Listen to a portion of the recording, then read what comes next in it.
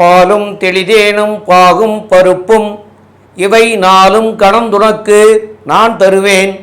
கோலம் செய் துங்கக் கரிமுகத்து தூமணியே நீ எனக்கு சங்கத்தமிழ் மூன்றும் தா.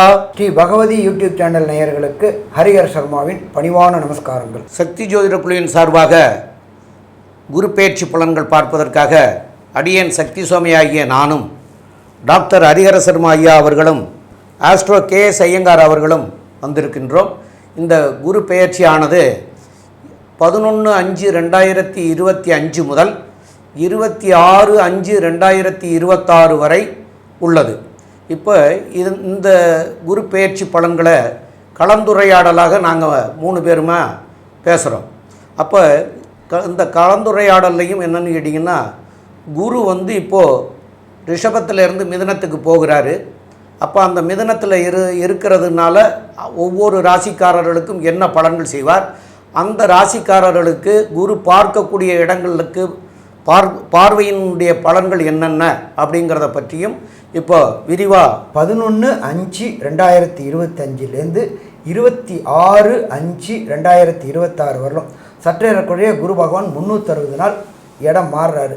அவர் என்ன ராசிக்குலேருந்து என்ன ராசிக்கு இடம் மாறுறாரு அப்படின்னாக்க, மிருகசிருஷம் 2ஆம் பாதத்திலேருந்து மிருகசிருஷம் 3ஆம் பாதத்துக்கு மாறுறாரு. அடுத்தது அன்றைய தினத்தில் நம்ம எல்லாமே பலன் பார்க்குறது எல்லாமே கோல்சார பலன்கள் தான் பார்க்குறோம். இந்த வருஷ பலன்கள் பார்க்கும்போது கோல்சார பலன்கள் பார்க்குறோம். அந்த காலகட்டங்களில் சந்திரன் நிற்கிற இடம் அப்படின்றத பொறுத்தளவுக்கு சுவாதி நட்சத்திரம் துலா ராசியில் நிற்கிறாரு. இப்போ இந்த காலகட்டங்களில் குருவுடைய பலன்கள், குருவுடைய பார்வை பலன்கள் என்னென்ன அப்படின்றத பற்றி நம்மளோட KS ஐயங்கார் அவங்க சொல்லுவாங்க. ஐயா, அதாவது குரு அப்படின்னு சொல்லும்பொழுதே பார்த்தாலேயானால், குரு அப்படின்றவர் அதீத சுபர். ஜோதிட சாஸ்திரத்தில் குருவை மிகப்பெரிய சுபராக சொல்லியிருக்கும். அவர் பார்த்த இடமும் நிற்கும் இடம் எதுவாக இருந்தாலும் ஒரு பெரிய சுபத்தன்மையை ஏற்படுத்தக்கூடியவர். எந்த ஒரு காலகட்டத்திலும் ஒன்று சுபத்துவத்தை கொடுப்பார், இல்லைன்னா அவர் எந்த பலன்களும் கொடுக்காம தான் இருப்பார். அதனால் மிச்ச கிரகங்கள் மாதிரி அசுப பலன்கள் கொடுக்கக்கூடிய வாய்ப்புகளே குருவுக்கு கிடையாது. இதை தவிர பார்த்தாலேயானால், எதுக்காக குரு அப்படின்னு நம்ம சொல்கிறோம், குரு பெயர்ச்சி ரொம்ப முக்கியம் அப்படின்னா, குருன்றவர் தன காரகன். காரகத்தில் மிகவும் பிரசித்தியாக சொல்லக்கூடியது பணம். எது எடுத்தாலும் பணம் இல்லாததுக்கு இந்த உலகம் இல்லைன்னு சொல்லக்கூடியதுனால, பொருள் இல்லாருக்கு இவ்வுலகம் இல்லை, அருள் இல்லாருக்கு அவ்வுலகம் இல்லைன்னு சொல்லக்கூடியது. ஆனால் பொருளை அதிகமாக சேர்க்கணும் அப்படின்னா குருவினுடைய ஆசீர்வாதம் இருக்கணும். பொருளை செலவு பண்ணுறதுக்கு வேணால் சுக்கிரனோட ஆசீர்வாதம் இருக்கலாம். குரு பணத்தை அதிகமாக கொடுக்கக்கூடியவர். அதனால் பார்த்தாலேயானால் பணத்திற்கு அவரே காரகத்துவம் பெறார். அதனால் தன காரகன்னு சொல்லக்கூடியவர் குரு. சரி, அதை தவிர பார்த்தீர்களேயானால் குருவுக்கு இன்னொரு பெரிய விஷயம் இருக்குது. உங்களுடைய குலம் விருத்தி ஆகணும் அப்படின்னா குரு பகவான் மட்டுமே துணை. ஏன்னா குரு தான் புத்திர காரகன்.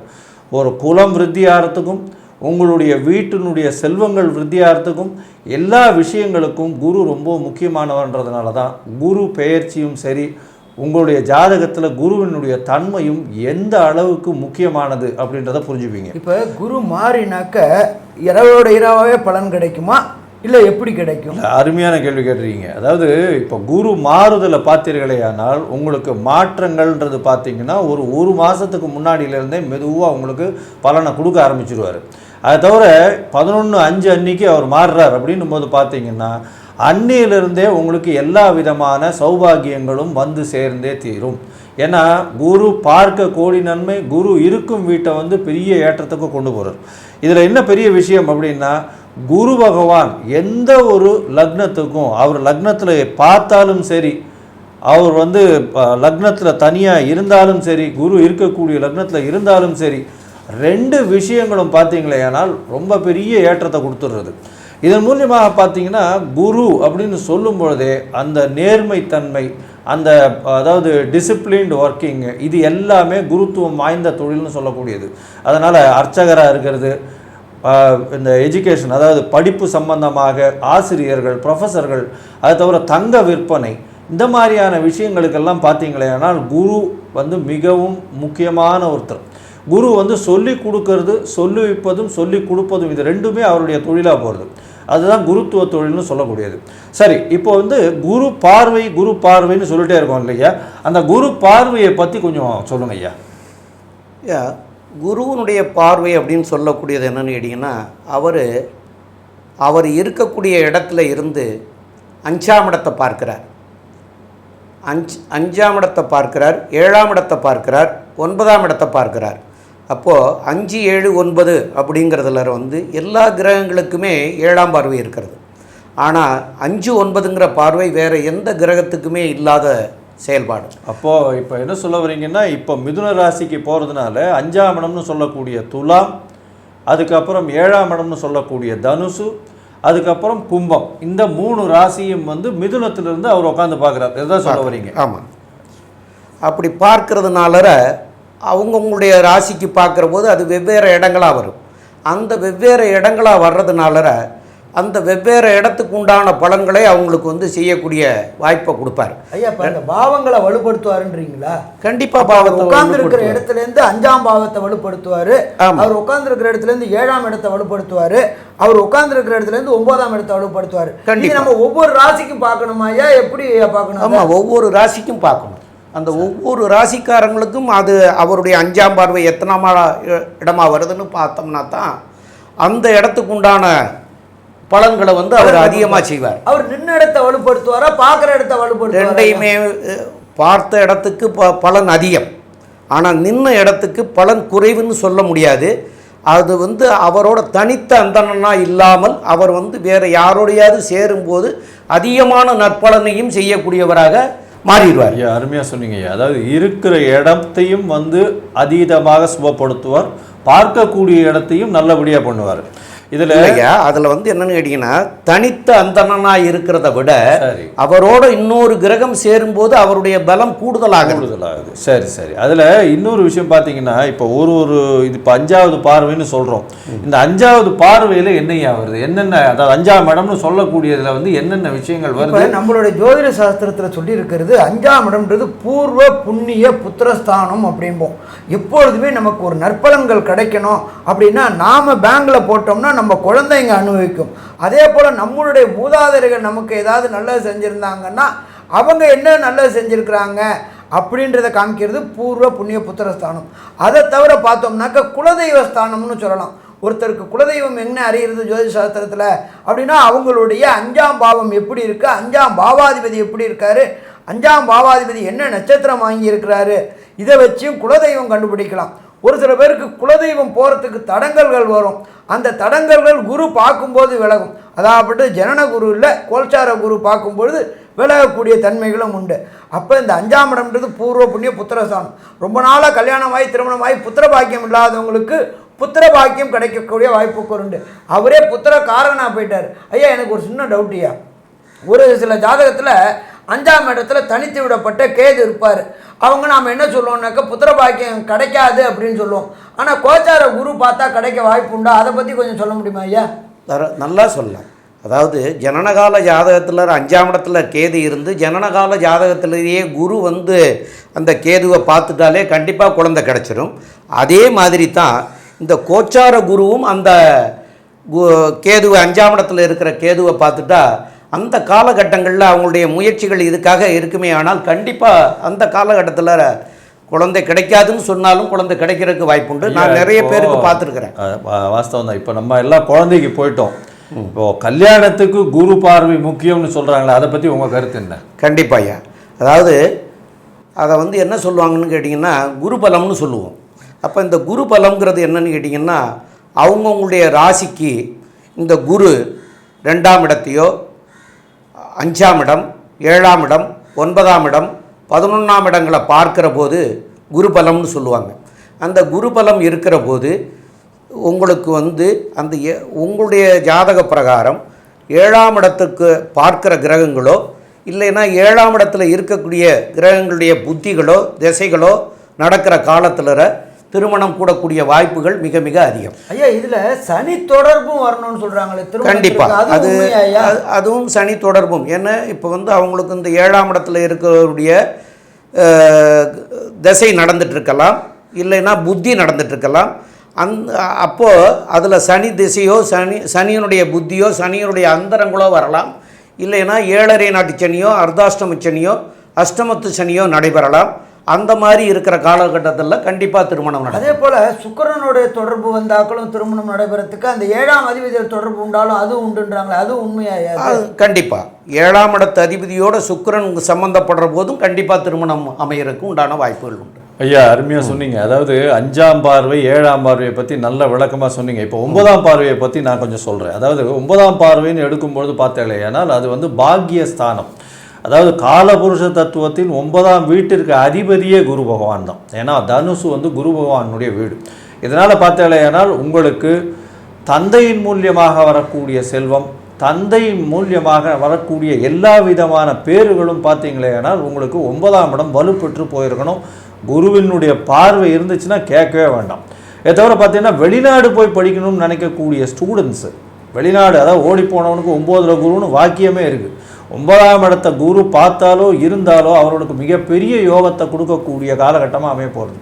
வெளிநாடு போய் படிக்கக்கூடிய யோகம், அதை தவிர தந்தையின் மூலியமாக சொத்துக்கள் வரக்கூடிய காலகட்டம். அதை தவிர பார்த்தீங்களேனால் 9ஆம் இடம் அப்படின்னு சொல்லக்கூடியது பாக்கியம்னு சொல்லுவாங்க. பாக்கியம்னா என்ன? ஒரு விஷயத்தை அந்தந்த வயசில் நீங்கள் அனுபவிக்கக்கூடிய ஒரு விஷயம் கிடைக்குதே, ஆனால் அதுதான் பெரிய பாக்கியம். அந்த பாக்கியம் கிடைக்கிறது அப்படின்னா உங்களுக்கு 9ஆம் இடம் வலுப்பெற்று போயிருக்கு அப்படின்னு அர்த்தம். சரி ஐயா, இப்போது இந்த விஷயங்கள் எல்லாமே சொல்லிட்டோம். குருவினுடைய பார்வையை சொல்லிட்டோம், குருவினுடைய வாழ்வுதல்களை சொல்லிட்டோம். குருவுக்குன்னு என்னென்ன எளிய பரிகாரங்கள் பண்ணலாம்? அதாவது குருவுக்கு மிகவும் எளிய பரிகாரம்ன்றது வந்து தியானம். அதை தவிர அவருடைய குருவினுடைய காயத்ரி மந்திரம்.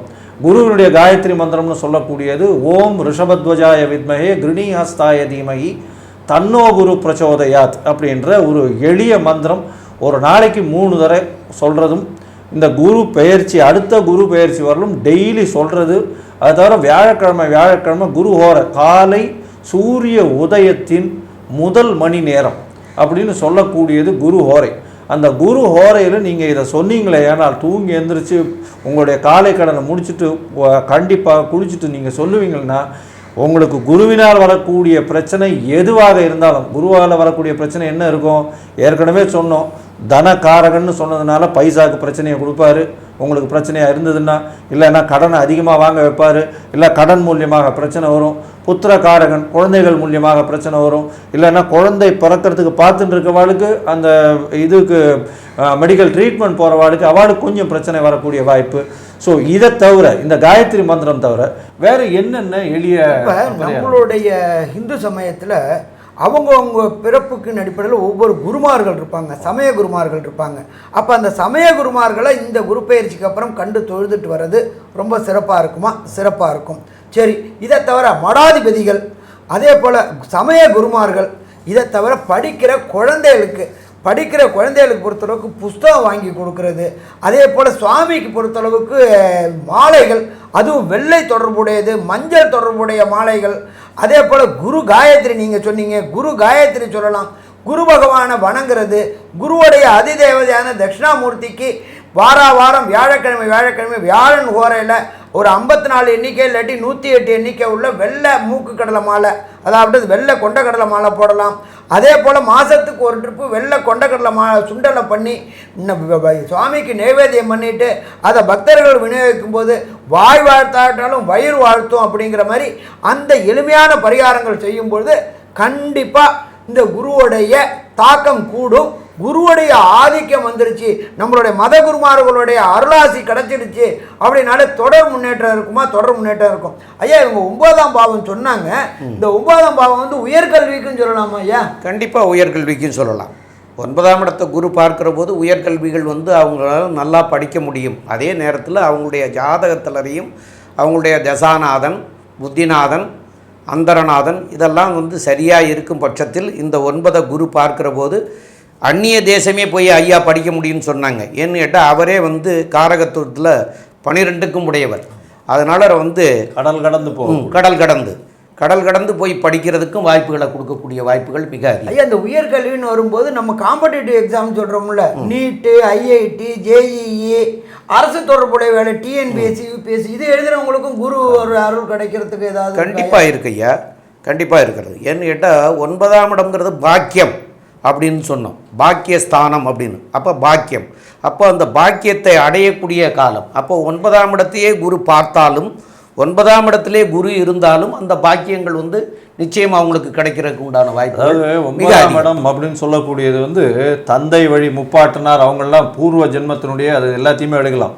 அப்படி இருக்கும்போது பார்த்தீங்கன்னா 9ஆம் இடம் வலுப்பெற்று போச்சுன்னா அவர்கள் மூதாதையர்களுடைய ஆசீர்வாதங்கள் ரொம்ப அதிகமாக இருக்கும், எந்த ஒரு விஷயத்திலையும் தடைகள் இல்லாமல் இருக்கும். சரி ஐயா, இப்போ நம்ம வந்து குரு பெயர்ச்சியினுடைய முதல் கட்டம் பார்த்துட்டோம். இப்போ ஒரு ராசியாக நம்ம வந்து குரு பெயர்ச்சி மேஷம் முதல் மீனம் வரை எப்படி இருக்க போகுது அப்படின்றத வந்து இப்போ ஒன்றா பார்க்கலாம். மகர ராசி நேயர்கள், இது வரைக்கும் உங்களுக்கு 5ஆம் இடத்துல இருந்த குரு பகவான் 6ஆம் இடத்துக்கு போகிறார்.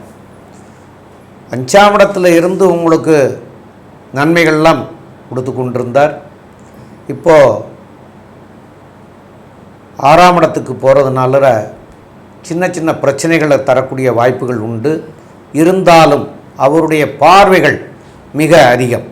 அந்த பார்வையினால் வந்து நல்ல பலன்கள் தரக்கூடிய வாய்ப்புகள் உண்டு. அதாவது எப்படின்னு கேட்டிங்கன்னா, அவர் 6ஆம் இடத்துல இருந்து 10ஆம் இடத்தை பார்க்கிறார். அதாவது தொழில் ஸ்தானம் அப்படின்னு சொல்லக்கூடிய ஒரு விஷயம். அதாவது மறைவு ஸ்தான அதிபதி இன்னொரு மறைவு ஸ்தானத்தில் போகிறாரு. அதாவது 3-12 அதிபதி சொல்லக்கூடியவர் வந்து 6ஆம் இடத்துல போகிறதுனால உங்களுடைய முயற்சிகள் இவ்வளோ நாளாக பேங்க் லோனு கிடைக்கணும், வியாபாரத்தை இதுபடுத்தணும், பெருசுப்படுத்தணும்னு நினச்சிட்டு இருக்கவங்களுக்கெல்லாம் பெருசாக ஒரு ஜாக்பாட் அடிக்க போகுது. ஏன்னா குருவே வந்து 10ஆம் இடத்தை பார்த்துடுறாரு. இப்போ தொழில் மாற்றம், தொழில்ல ஏற்றம், அதான் வந்து நன்மைக்காக பெருசா ஏறும். ஏன்னா ஒரு முயற்சி ஸ்தானாதிபதினு சொல்லக்கூடியவரே 6ஆம் இடமாற்றம் கூட இருக்கிறது. ஏன்னு கேட்டீங்கன்னா 10ஆம் இடத்தையும் பார்க்கிறாரு, 6ஆம் இடத்துல இருந்து 10ஆம் இடத்தை பார்க்கிறாரு, 2வது 12ஆம் இடத்தை அவருடைய வீட்டையே பார்த்துறாரு. அதனால இடமாற்றம், தொழில் மாற்றம் இதெல்லாம் நன்மைக்காகவே. இதெல்லாம் இந்த காலகட்டத்தில் ஏற்படுறதுக்கு உண்டான வேலை மூலியமா வெளிநாடு கூட போயிட்டு வரலாம். ஏன்னா 12ஆம் இடத்தை பார்க்கறதுனால 12ஆம் இடம் போயிட்டு வரதுனால அதனால வந்து 6ஆம் இடத்துக்கு போறாருன்னு வந்து தவறாக நினைப்பாங்க எல்லாரும். ஆனால் அவருடைய பார்வை வந்து 12ஆம் இடத்துல விழுகிறது. மேலும் 2ஆம் இடத்துல தனகாரகனாகிய தனஸ்தானாதிபதின்னு சொல்லக்கூடிய குரு பகவான் பார்க்கிறாரு. தனகாரகனும் அங்கே இருக்காரு. அப்போ இந்த நேரத்தில் வந்து அவங்களுக்கு மாற்றத்தை கொடுத்து உயர்வடைய செய்யக்கூடிய காலமாக அமையக்கூடிய இந்த பொன்னவன் மாறுறது பொன்னான காலமாக மாறப்போகுது அவங்களுக்கெல்லாம். அவசியம். இதில் இந்த பார்வைகளை பற்றி நம்ம பேசிகிட்டு இருக்கோம். இந்த பார்வைகளை பற்றி பேசும்போது பார்த்தீங்கன்னா குருவினுடைய 5வது பார்வை இவங்களுக்கு 10வது வீட்டில் விழுது. இதில் பார்த்தீங்கன்னா தொழிலில் வந்து இவ்வளோ நாளாக கொஞ்சம் பிரச்சனைகள் இருந்துகிட்டே இருந்திருக்கும். ஏன்னா அவங்களுக்கு பார்த்தீங்கன்னா 2ஆம் இடத்துல சனி, தனஸ்தானத்தில் வந்து தனகாரகனாக சனி இருந்தாலும் தனஸ்தான அதிபதியாக சனி இருந்தாலும் குருவோட பார்வை இல்லை. தனகாரகன் இப்போ பார்க்குறாரு. இப்போ வந்து மாறினதுக்கப்புறம் பார்த்தீங்கன்னா பணம் கொட்டும் எல்லா இடத்துலையும். உங்களுக்கு வந்து ஒரு பெரிய ஏற்றத்தை கொடுக்கக்கூடிய காலகட்டம். ஏன்னா பார்வையினால் வந்து 9ஆம் பார்வையாக உங்களுடைய ராசிக்கு 2ஆம் இடத்துலையே பார்க்குறாரு. அவர் பார்க்கும் பொழுது குருவின் பார்வை நீங்கள் என்ன பேசுனீங்கன்னாலும் அதை ஏற்றுக்கொண்டு சிரமேற்கொண்டு நிச்சயமாக அதை ஏற்றுக்கொண்டு நடக்கக்கூடிய அளவுக்கு போகும். அதை தவிர பார்த்தீங்களேனால் பெரிய ஏற்றம் கிடைக்கக்கூடிய காலம். குடும்பத்தில் சந்தோஷம், அபரிமிதமான சந்தோஷம், அதாவது எண்ணக்கூடிய அளவுக்கு இல்லாமல் ரொம்ப பெரிய விஷயங்கள் எல்லாம் வந்து உங்கள் குடும்பத்தில் நடக்கக்கூடிய காலம். ஏன்னா 2ஆம் இடத்துல ராகு பகவான் வேறு இருக்கார். அவர் பொருள்காரகன்றதுனால பொருளை அள்ளி கொடுத்துருவார். வீட்டில் வந்து புதுசாக ஒரு மாற்றங்களை ஏற்படுத்துவீங்க. குடும்பத்தில் வந்து ஒரு பெரிய ஏற்றம், பண வரவுக்கு பஞ்சம் இருக்காது. எது எடுத்தாலும் உங்களுக்கு கண்டிப்பாக வரக்கூடிய காலகட்டமாகவே அமைய போகிறது. இப்போது இந்த குரு பகவானுடைய 7ஆம் பார்வையும் 5ஆம் பார்வையும் எப்படி இருக்க போதியா? குரு பகவான் பார்வை அப்படின்றது 3 பார்வைகள் உண்டு. ஒன்று விசேஷமான பார்வை 5, இன்னொன்று விசேஷமான பார்வை 9. இதை தவிர சதசப்தம பார்வை. அவர் தன்னோட விசேஷ பார்வையாக 10ஆம் இடமான ஜீவனஸ்தானத்தை பார்க்குறார். கடந்த காலகட்டங்களில் ஜீவனஸ்தானத்தில் குழப்பம் இருந்துகிட்டு இருந்துச்சு. ஏற்கனவே 7.5 சனி வேறு ஆட்டி படைச்சிக்கிட்டு இருந்துச்சு. இப்போ அந்த 7.5 சனி கிட்டத்தட்ட விலகிற ஸ்டேஜுக்கு வந்தாச்சு. என்ன ஆகி போயிடுச்சு அப்படின்னாக்க பாத சனிக்கு வந்துட்டார். சற்றேறக்குறைய 6 வருஷம் முடிஞ்சு போச்சு மகர ராசிக்காரங்களுக்கு. வரக்கூடிய 6/3/2026 7.5 சனியை முடிய போகுது. இதில் இன்னொரு விசேஷம் அப்படின்னாக்க சனி பகவானை பொறுத்தளவுக்கு போகும்பொழுது அள்ளி கொடுத்துட்டு போவார். எல்லா காலகட்டங்களும் 7.5 வருஷமும் பாடாப்படுத்த மாட்டார். போகக்கூடிய காலகட்டங்கள் அப்போ இந்த வர மேலேருந்து அடுத்த சனிப்பெயர்ச்சி அப்படின்றது 6/3/2026க்குள்ளார இழந்த செல்வங்களை அள்ளி கொடுப்பாரு, இழந்த அவப்பெயர்களை சரி பண்ணுவார். அதே போல் தேவையற்ற அவமானங்கள், தேவையற்ற அசிங்கங்கள், குடும்பத்தில் ஏற்பட்ட குழப்பங்கள். ஏன்னு கேட்டிங்கன்னா குடும்ப ஸ்தானத்தில் இப்போ குரு பார்க்காம 2ஆம் இடத்துல சனி இருந்தார். சனி இருந்ததுனால கணவன் மனைவிக்குள்ளார ஒற்றுமை குறைவு இருந்துச்சு. இந்த ஒற்றுமை குறைவு வந்து ஒரு சில காலகட்டங்களில் பிரிவினை ஸ்டேஜுக்கு கொண்டு போகக்கூடிய வாய்ப்புகள் இருந்துச்சு. அது எல்லாமே மாறக்கூடிய காலகட்டங்கள் 11/5/2025. கண்டிப்பாக பிரிந்த குடும்பங்கள் ஒன்று சேரக்கூடிய வாய்ப்புகள் உண்டு. அதே போல் குடும்பம் அமையாதவர்களுக்கு குடும்பம் அமையக்கூடிய வாய்ப்புகள் உண்டு. மகர ராசியை சேர்ந்த ஆணோ பெண்ணோ, நானும் சாமி ரொம்ப நாளாக தேடிட்டு இருக்கிறேன், எனக்கு திருமணம் ஆகுமா ஆகாதான்னு ஒரு 8ஆம் கனியாக இருந்துகிட்டு இருந்தவங்களுக்கு கண்டிப்பாக 11 மே 2025லேருந்து 26/5/2026க்குள்ளார வீட்டில் கெட்டி மேலே ஓசை கேட்குமா, கெட்டி மேலே ஓசை கேட்கும். அதே போல் பார்த்தோம்னாக்க அவருடைய 9ஆம் பார்வையாக உங்களுடைய ராசியின் 2ஆம் இடத்தை பார்க்குறாரு. அப்போ இந்த 2ஆம் இடம் பார்க்கும்பொழுது நல்லபடியாக தனத்தில் ப்ராப்ளம் இருக்காது. வாக்கு, தனம், குடும்பத்தில் உள்ள அத்தனை குழப்பங்களும் தீரும். அதை தவிர அவர் பார்க்கக்கூடியது 7ஆம் பார்வையாக உங்களுடைய 12ஆம் இடத்தை பார்க்குறாரு. கடந்த காலகட்டங்களில் அயன சயன போகம் பாதிக்கப்பட்டுச்சு. தூக்கமில்லாத இரவுகள் எத்தனையோ, பரண்டு படுத்துட்டு கிடப்பான், ஒரு தூக்கமே இருக்காது. தேவையற்ற கவலை, தேவையற்ற பயம், தேவையற்ற பதட்டம். 7.5 சனி வேற ஆட்டி படைச்சிக்கிட்டு இருந்துச்சு. குரு பார்வையும் இல்லாமல் இருந்துகிட்டு இருந்துச்சு. அத்தனை சிக்கல்களும் தீரக்கூடிய காலகட்டங்கள் இந்த குரு பயிற்சி. சரி, ஒரு சில பேருக்கு இந்த மகர ராசி என்பவர்களுக்கு குரு பயிற்சியில் ஆனாலும் அதில் கிடைக்க வேண்டிய நல்ல பலன்கள் கிடைக்காம காலதாமதமாகுது அப்படின்னு சொன்னால் எந்த தெய்வத்தை வணங்கணும், எந்த கிழமையில் வணங்கணும்னு கொஞ்சம் சொல்ல முடியுமா ஐயா? கண்டிப்பாக சொல்லணும் ஐயா. அதாவது அவங்களுக்கு வந்து தசாநாதனோ, புத்திநாதனோ, அந்தரநாதனோ, சூட்சமநாதனோ சரியில்லாமல் இருந்தால் அவங்க வந்து காலபைரவரை போய் வணங்கலாம். எல்லா சிவஸ்தலங்கள்லேயும் இருக்குது. இந்த காலபைரவரை போய் சனிக்கிழமையில் வணங்கலாம், அஷ்டமியில் போய் வணங்கலாம். அந்த மாதிரி என்ன டவுட்டியா? சொல்லுங்க ஐயா. காலபைரவருக்கு வளர்பிறை அஷ்டமி உகந்ததா, தேய்பிறை அஷ்டமி? தேய்பிறை அஷ்டமி ரொம்ப உகந்தது. ஆனால் அஷ்டமிங்கிறதே உகந்தது தான். அதில் அதிகமானது வந்து தேய்பிறை அஷ்டமி தான். அப்போ தேய்பிறை அஷ்டமி என்னைக்கு போய் பண்ணலாம். அதில் வந்து அந்த தேய்பிறை அஷ்டமி கூட சனிக்கிழமைகளில், வியாழக்கிழமைகளில் வந்துன்னா ரொம்ப இவங்களுக்கு வந்து ரொம்ப சிறப்பாக இருக்கும். அப்போ அந்த வியாழக்கிழமைகள்லேயோ சனிக்கிழமைகள்லேயோ வரக்கூடிய அஷ்டமி அன்னைக்கு போய் காலபைரவரை போய் வணங்குறது ரொம்ப சிறப்பாக இருக்கும். அப்போ இந்த காலபைரவரை போய் வணங்குறதுனால அவர் வந்து காவல் தெய்வம் அப்படின்னு சொல்லுவாங்க. அப்போ இவங்களுக்கு வரக்கூடிய கஷ்டங்களையெல்லாம் காப்பாற்றி கொடுக்கும் அப்படின்னு சொல்லுவாங்க. அப்போ இந்த குரு வந்து இவங்களுக்கு 6ஆம் இடத்துல இருக்கிறதுனால வந்து பெரிய கெடுதல்லாம் கிடையாது. தசாநாதனோ, புத்திநாதனோ, அந்தரநாதனோ, சூட்சமநாதனோ கெடுதல் பண்ணுனா அந்த கெடுதலை இந்த காலபைரவரை போய் வணங்கினா அந்த கெடுபலங்கள் நீங்கும். அப்போ அதனால் இவங்க வந்து நன்மை அடைய முடியும். இப்போ ஐயா இதில் பார்த்தீங்கன்னா எதுக்காக நம்ம இதை சொல்கிறோம் அப்படின்றத புரிஞ்சுக்கணும். அதாவது குருவினுடைய பெயர்ச்சியில் காலபைரவரை ஏண்டா சொல்கிறாங்க அப்படின்னா, காலபைரவர் அப்படின்றவர் வந்து சனி பகவானுக்கே குரு அப்படின்னு சொல்லக்கூடியவர். அதனால் உங்களுக்கு 7.5 சனியின் கடைசி, அதாவது இது பாத சனி போயிட்டுருக்கு. இந்த காலகட்டத்தில் அவருடைய குருவை நீங்கள் போய் வணங்குறதும், ஒரு தேங்காயை உடைச்சி தேங்காய்க்குள்ளே நல்லதாக வந்து இந்த நெய்யை விட்டு வழக்கேற்றுங்க. நெய்யை விட்டு வழக்கேற்றிட்டு வந்தீங்களே ஆனால் உங்களுக்கு வந்த பிரச்சனை, வரப்போகிற பிரச்சனை, எந்த பிரச்சனையாக இருந்தாலும் என்ன 6ஆம் இடத்துல குரு இருக்கிறதுனால என்ன ஆகும் அப்படின்னா, உடல் நலத்தில் சற்று பின்னடைவு இருக்கும். என்ன பின்னடைவு இருக்கும்? உடல் நலத்தில் சுகர் ஏறும், அதை தவிர வந்து கொலஸ்ட்ரால் லெவல் ஏறும். 6ஆம் இடத்துல இருக்கிற, ஏன்னா ருண ரோக சத்ரு ஸ்தானத்தில் போய் குரு உட்கார்றார். அதுவும் குருவினுடைய இதுன்றது பார்க்கும்பொழுது இனிப்பு சாப்பிட்றத கொஞ்சம் கம்மி பண்ணிக்கிங்க. அதன் மூலியமாக உங்களுக்கு பிரச்சனைகள் கொஞ்சம் கம்மியாகக்கூடிய வாய்ப்பு. அது தவிர பார்த்தீங்கன்னா கடன் கொஞ்சம் அதிகமாக வாங்கிடாதீங்க. ஏன்னா இப்போ வந்து வியாபாரம் அதிகமாக போகக்கூடியதாக இருந்தாலும் கடனை அதிகமாக சேர்க்காதீர்கள். பொறுமையாக இருக்கக்கூடிய காலகட்டம், கொஞ்சம் பொறுமையாக இருங்க. உங்களுடைய ராசிக்கு பார்த்தீங்களேனால் 2ஆம் இடத்துலையே குரு, அவர் பார்வை இருக்குது. அதனால் பண வரவிற்கு பஞ்சம் இருக்காது. தனஸ்தான அதிபதியை தனக்காரகனே பார்க்குறார். இதனால் பார்த்தீங்கன்னா பணம் எல்லா வகையிலையும் வரும். அதுவும் வந்து இந்த அயர்ன் அண்ட் ஸ்டீல் வியாபாரம் பண்ணுறவங்க, இரும்பு சம்மந்தப்பட்ட வியாபாரம் பண்ணுறவங்க, கருப்பு மண் வியாபாரம் பண்ணுறவங்க, அது தவிர வந்து இந்த சிமெண்ட்டு, இந்த காங்க்ரீட்டு, இந்த மாதிரியான இது, அது தவிர பெரிய வண்டி வாகனங்கள், அதாவது இந்த எர்த்து மூவர்ஸ்ன்னு சொல்லுவாங்க இல்லையா, அந்த மாதிரியான வண்டிகள்லாம் வந்து பிஸ்னஸுக்கு போடுறவங்க, ரோடு கான்ட்ராக்டு, கவர்மெண்ட் கான்ட்ராக்டு சின்ன சின்னது, இந்த மாதிரியான விஷயங்கள், டேம் கட்டுறது, இந்த மாதிரியான பெரிய இன்ஜினியர், தொழில் இன்ஜினியர்ஸு, அது தவிர civil engineers, electrical electronic engineers, இவங்களுக்கெல்லாம் பார்த்திங்கன்னா பெரிய ஏற்றம் கிடைக்கக்கூடிய காலகட்டம். அது தவிர சட்டம் ஒழுங்கில் இருக்கிறவங்க, அதாவது போலீஸாக இருந்தாலும் சரி, இதில் அதாவது நீதித்துறையில் இருந்தாலும் சரி, அவங்களுக்கு வந்து ஒரு பெரிய ஏற்றம் கிடைக்கக்கூடிய காலகட்டமாகவே அமைப்போகுது. ஏன்னா சனி பகவான் உங்களுடைய ராசிநாதனே 2ஆம் இடத்துல வாக்குஸ்தானத்தில் உட்காந்து குருவால் பார்க்க போகிறார். இதை விட ஒரு பெரிய விஷயம் என்ன இருக்குது? நீங்கள் சொல்கிறது தான் வந்து சட்டமாகவே ஆகும். அந்த மாதிரியான ஒரு பொசிஷன் உங்களுக்கு இந்த மகர ராசிக்காரர்களுக்கு வருது.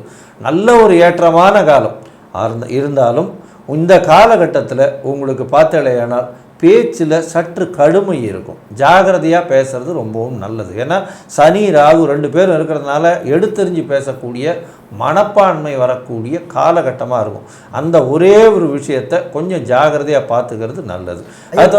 மகர ராசிக்காரங்களுக்கு இந்த குரு பயிற்சியினால் கிடைக்கக்கூடிய நன்மை என்ன, அவங்க எந்தெந்த விஷயத்தில் மிகவும் எச்சரிக்கையாக இருக்கணும், அதை கொஞ்சம் சொன்னீங்கன்னா நல்லா. அதாவது இந்த மகர ராசிக்காரர்கள் பார்த்தீங்கன்னா 6ஆம் இடத்துல குரு போயிடுச்சேன்னு ரொம்ப கஷ்டப்பட வேண்டாம். உங்களுக்கு 3, 12ன்னு 2 மறைவு ஸ்தானத்தின் அதிபதி குரு, அவர் 6ஆம் இடத்துல போகிறது உங்களுக்கு பெரிய ஏற்றத்தை கொடுக்கும். ஏன்னா அதாவது கெட்டவன் கெட்டில் கிட்டியது ராஜயோகம்னு சொல்லுவோம். ஒரு மறைவு ஸ்தானாதிபதி இன்னொரு மறைவு ஸ்தானத்துக்கு போகிறார், பெரிய ராஜயோகத்தை கொடுக்க போகிறார். அது எந்த இடத்துல கொடுப்பார்? நீங்கள் செய்யக்கூடிய வேலையின் மூலியமாக வெளிநாடு, வெளியூர், வெளிமாநிலம் செல்லக்கூடிய பாக்கியம் உண்டு. வெளிநாட்டு சொத்துக்கள், வெளிநாட்டு பணம் வரக்கூடிய வாய்ப்புகள் உண்டு. தொழிலில் புதிய அனுபவம், புதிய கடன் வரக்கூடிய, கடன் ஏற்றத்திற்காக வரக்கூடிய வாய்ப்புகள் ரொம்பவும் இருக்கும். பண வரவிற்கு பஞ்சமே இருக்காது. ஏன்னா தனஸ்தான அதிபதியை தனக்காரகனே பார்க்குறது பெரிய ஏற்றம். கூட ராகு வேறு இருக்கார். கையில் பிடிக்க முடியாத அளவுக்கு பணம் கொட்டக்கூடிய காலகட்டமாக இருக்கும். இருந்தாலும் பேச்சில் ரொம்ப ஜாகிரதையாக இருக்கணும். அதை தவிர இந்த போட்டித் தேர்வுகளெல்லாம் வெற்றி பெறக்கூடிய வாய்ப்புகள் நிச்சயமாக உண்டு. புதுசாக கடன் வாங்குவீங்க. உடல் நலத்தில் சற்று கவனமாக இருங்க. ஏன்னா இது குரு 6ஆம் இடத்துல இருக்கிறதுனால நிச்சயமாக சுகர் பேஷண்ட், சுகர் ஏறக்கூடிய வாய்ப்பு, கொலஸ்ட்ரால் ஏறக்கூடிய வாய்ப்பு, வயிறு சம்பந்தப்பட்ட பிரச்சனைகள், அது தவிர குடல் சம்பந்தப்பட்ட பிரச்சனைகள் நிச்சயமாக வந்து சேரும். ஜாகிரதையாக இருக்கிறது நல்லது. அது தவிர பார்த்தீங்களே ஆனால் பேச்சில் கொஞ்சம் கவனமாக இருங்க. ஏன்னா 2ஆம் இடத்துல சனியும் ராகுவும் இருக்கிறதுனால கொஞ்சம் கடூரமான பேச்சுக்கள் வரக்கூடிய வாய்ப்புகளும் உண்டு. மொத்தத்தில் பார்த்தீங்களே ஆனால் இந்த மகர ராசிக்காரர்களுக்கு 85 விழுக்காடுகள் பெரிய ஏற்றத்தையும் மாற்றத்தையும் இந்த குரு பெயர்ச்சி 2025 கொடுக்குதுன்னு இந்த சக்தி ஜோதிட குழு சொல்லுது. நன்றி, நமஸ்காரம்.